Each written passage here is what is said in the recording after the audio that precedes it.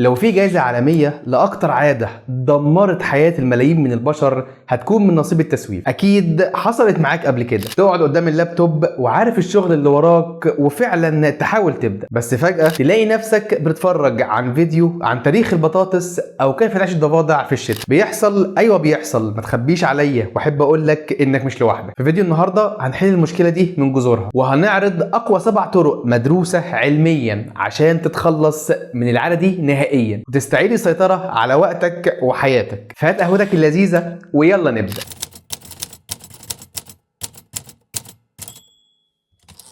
التسويف مش كسل، ده نظام دفاعي بيستخدمه عقلك عشان يهرب من التوتر او الخوف من الفشل. اول خطوة عشان نفك شفرة دماغنا ونتخلص من التسويف، افهم دماغك قبل ما تلوم نفسك. لازم تفهم ان في خناقة شغالة على طول جوه دماغك بين طرفين. الطرف الاول النظام العاطفي، وده طفل بيدور دايما على اللعب والمتعة الفورية، والتاني القشرة الجبهية، وده المدير المسؤول عن التخطيط والمستقبل. لما بتقرر تشتغل بيبدأ الصراع بينهم هما الاتنين. العاطفي عاوز يتفرج على ميمز ويرفه عن نفسه، والمنطقي عاوز يشتغل وينجز المهمة. لو مشيت ورا العاطفي مبروك عليك، انت كده دخلت دايرة التسويف. الحل انك تراقب اللحظة اللي بتختار فيها انك تهرب، وبدل ما تلوم نفسك اسأل انا خايف من ايه او زهقان ليه. الوعي بالمشكلة هو اول الطريق للتحكم في التسويف. تاني خطوة قاعدة ال5 ثواني. كم مرة خدت قرار مفاجئ وقلت لنفسك هبدأ دلوقتي، وبعد 5 دقايق عقلك بدأ يبرر التأجيل؟ الكاتبة ميل روبنز ابتكرت حل عبقري.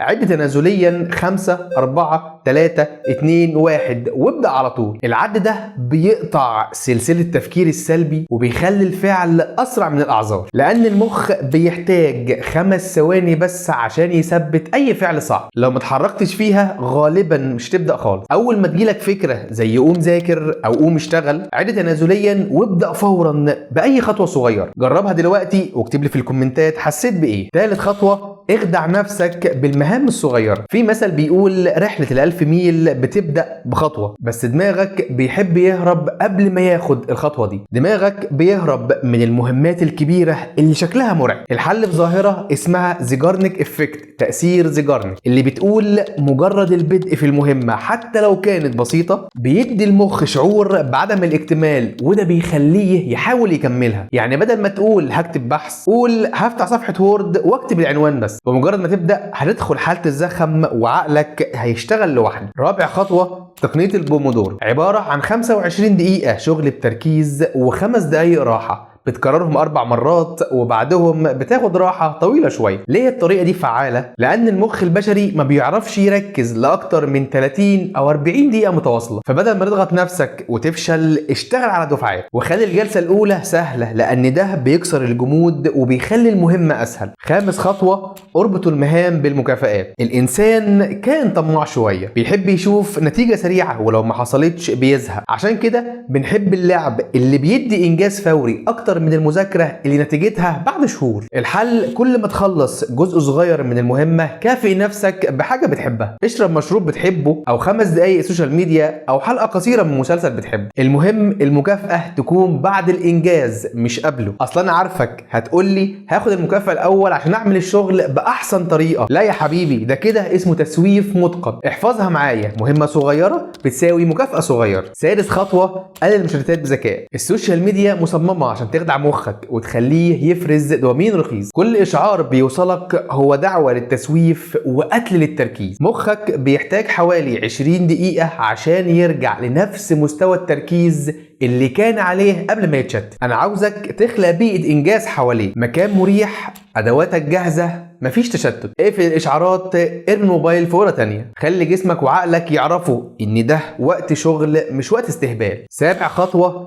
اسمح لنفسك بالبدايه السيئه. الكمال الزائد هو تسويف لابس بدله انيقه، ومفيش حاجه اسمها بدايه مثاليه. عادي جدا تبدا بفيديو جودته ضعيفه، او تكتب كلام مش مترابط، او تذاكر وانت مش فاهم قوي. المهم انك تبدا. التطوير بيجي من الاستمرار مش الانتظار. وعشان الكلام ده كله ما يبقاش في الهوا، يلا جرب الروتين ده. خطة بسيطة وعملية تشتغل مع أي حد سواء كان طالب أو موظف أو فريلانس. بداية اليوم ابدأ بأبسط مهمة وابعد عن الموبايل. استخدم قاعدة الخمس ثواني، عد 5 4 3 2 1 وابدأ على طول. ده بيكسر الحاجز بينك وبين البداية. خلال اليوم قسم وقتك بتقنية البومودورو، 25 دقيقة تركيز و5 دقايق راحة، وكررها 4 مرات وبعدهم خد راحة طويلة شوية. استخدم المكافآت، مهمة صغيرة بتساوي مكافأة صغيرة، وابعد عن المشتتات قدر الإمكان. نهاية اليوم راجع إنجازاتك وسجلها مهما كانت صغيرة. ده بيبني ثقة داخلية وبيكسر التسويف يوم ورا يوم. وسامح نفسك على اللي ما خلصتوش، مش كل يوم هيكون مثالي. الاستمرارية أهم من الكمال. التسويف مش وحش كبير، ده عادة، والعادات بتتغير واحدة واحدة. انت مش محتاج تكون شخص خارق بين يوم وليلة، كل اللي محتاجه